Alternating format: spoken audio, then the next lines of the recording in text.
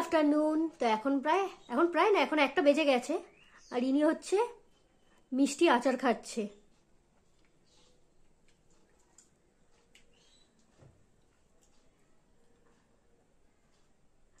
ওটা ধরে কেন খাচ্ছ? রেখে দাও। বাবা তুমি না অমৃত খাচ্ছে, চোখ টোক বন্ধ হয়ে গেছে। পছন্দের জিনিস খেলে চোখ বন্ধ হওয়ার কথা। এখন আমি রান্না করতে যাব, এখন 1টা অনেকক্ষণই বেজে গেছে। আর এই দেখো, এই যে চুলগুলো দেখছো, যেগুলো মনে হচ্ছে আমি কারেন্ট শট খেয়েছি, এগুলো হচ্ছে আমার এই রিসেন্ট গজিয়েছে চুল। মানে সবাই চুল ওঠা নিয়ে বিরক্ত হয়ে যায়, আর আমার চুল গজালে বিরক্ত না, বাট অনেক সময় কি হয়, এমন এমন জায়গায় যাওয়া হয় এই চুলগুলোর জন্য খুব বিরক্ত লাগে। আর হাওয়া, ট্রেনের হাওয়া পেলেই আমার চুলগুলো এরকম সেই কারেন্ট শট খেয়েছে মনে হয়। তো এইগুলো আর একটু বড় হলে তখন ঠিক হয়ে যাবে এই প্রবলেমটা। তো চলো আমি এবার এক এক করে রান্নাটা বসিয়ে দিই। তো প্রথমে আগে ভাতটা বসিয়ে দিলাম, তো এদিকে ভাতটা হোক, এবার সবজিগুলো এক এক করে কেটে নিই।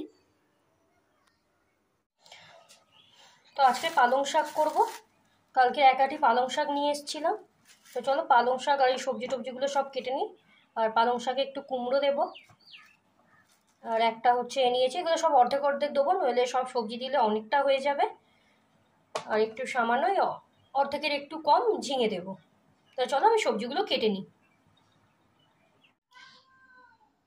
তো শাক আর সবজিগুলো কাটা হয়ে গেছে, চলো এবার তরকারিটা বসিয়ে দিই। আমি এখানে ফোড়নে একটা গোটা শুকনো লঙ্কা আর 1/2 চামচ পাঁচফোড়ন ভাজতে দিয়েছি।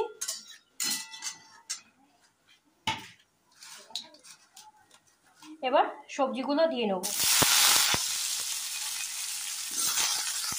তো আমার এখানে সবজি ভাজা হয়ে গেছে, এবার ধুয়ে রাখা শাকগুলো দিয়ে দেবো।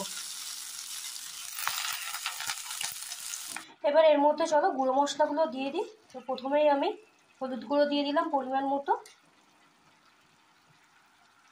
1 চামচ জিরে গুঁড়ো,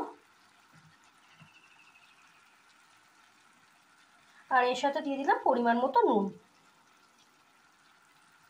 এবার ভালো করে নেড়ে ছেড়ে ঢাকা দিয়ে শাকটাকে হতে দেবো। হয়ে গেছে, দিচ্ছি 1 মিনিট। তো এখানে ভাতও হয়ে গেছে আর পালং শাকটাও হয়ে গেছে। পালং শাকের ঝোলটা কমে গেলেই হয়ে যাবে। তো চলো ভাতের ফ্যানটা ঝেড়ে নিই। তো পালং শাকটা পুরো রেডি হয়ে গেছে। এবার আমি এর মধ্যে সামান্য সর্ষের গুঁড়ো পেস্ট দিয়ে দিচ্ছি। এই দেখো পালং শাকটা হয়ে গেছে। এই লাস্টে সর্ষে দিলে খেতে আমার খুব ভালো লাগে। তো চলো এবার মাংসটা বসিয়ে দিই। তার জন্য আমি এখানে কড়াই গরম করতে বসিয়ে দিয়েছি। এবার পরিমাণ মতো তেল দিয়ে দিই। তেলও গরম হয়ে গেছে, এবার আলুগুলো দিয়ে দিই। বেশি মাংস নেই, তার মাংসটা তোমাদের দেখাই। তো আলুগুলো দিয়ে দিলাম তেলে, এই সলিড পিস আছে। তো চলো পিসগুলো এবার কেটে নিই, আর এইদিকে ততক্ষণ আলু ভাজাটা হোক। তো দেখো মাংসগুলো আমি ছোটো ছোটো পিস করে কেটে নিলাম, আর এখানে পেঁয়াজ টমেটোও কেটে নিয়েছি, আর এদিকে মশলাও বাটা হয়ে গেছে। এটা খুলছে না, পরে দেখাচ্ছি। তো চলো আলুগুলো ভাজা হয়ে গেছে, এবার তুলে নিই।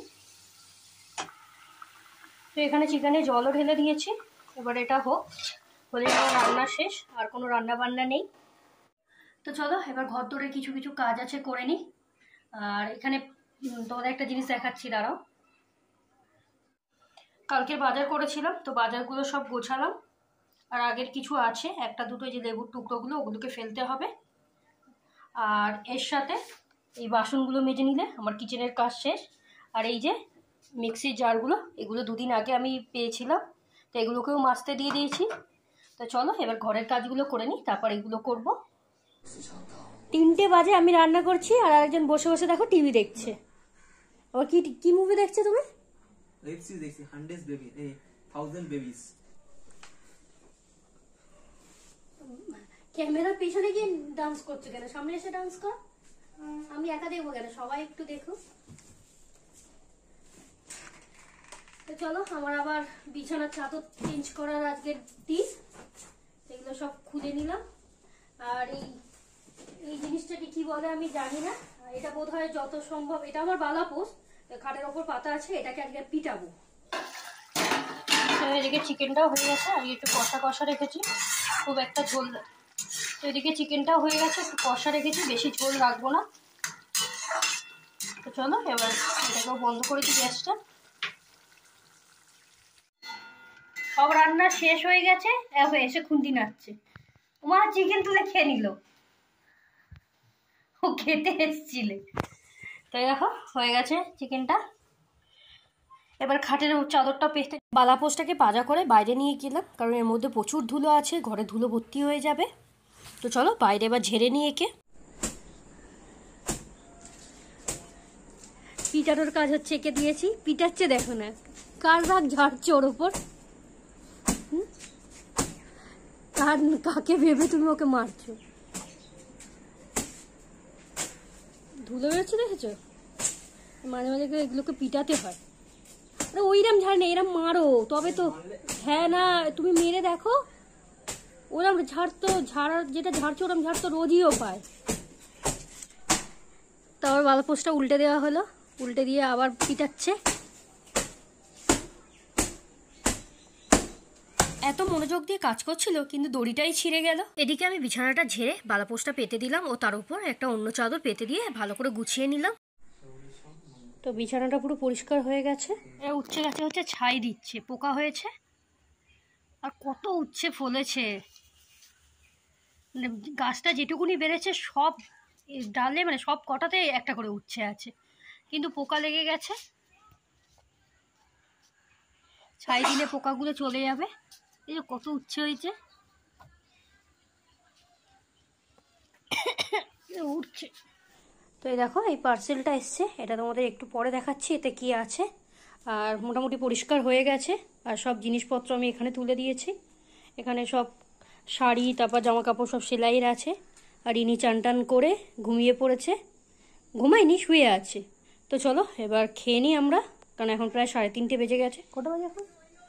4টে বাজে, 3:30 না 4টে বাজে। তো চলো আমরা খাওয়া দাওয়া করে নিই। ও ভালো, সাইডে ওর ওপর একটাও না। তো এদিকে ভাত বাড়া হয়ে গেছে, এখন চিকেনটা বেশ কষা কষা ঝাল ঝাল করেছি। তো চলো আমি খেয়ে নিই। বিকালবেলা দুজনে মিলে খেলাম কফি, আর সাথে ওয়েব সিরিজটা দেখছিলাম। বাড়িতে একজন এসছে, কি কিউট লাগছে তোমার। ইনি বাজার করে চলে এসছে। তোমাকে মেরেছে শ্যামা পোকা। তো বিধান বাজার থেকে ডিম আর এখানে আখের গুড় আর দুধ নিয়ে এসছে।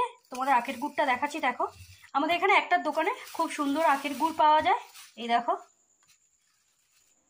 এটা দিয়ে কিছু একটা আচার করব, কারণ আমের যে আচারটা মিষ্টি আচার তৈরি করা আছে ওটা 2-4 পিস আছে, এখন খেলেই শেষ হয়ে যাবে। তো চলো এবার আমরা খাওয়া দাওয়ার ব্যবস্থা করি, তারপর দুজনে মিলে রাতের ডিনারটা করে নিলাম। আজকের ভিডিওটা এতটাই। Please subscribe my channel.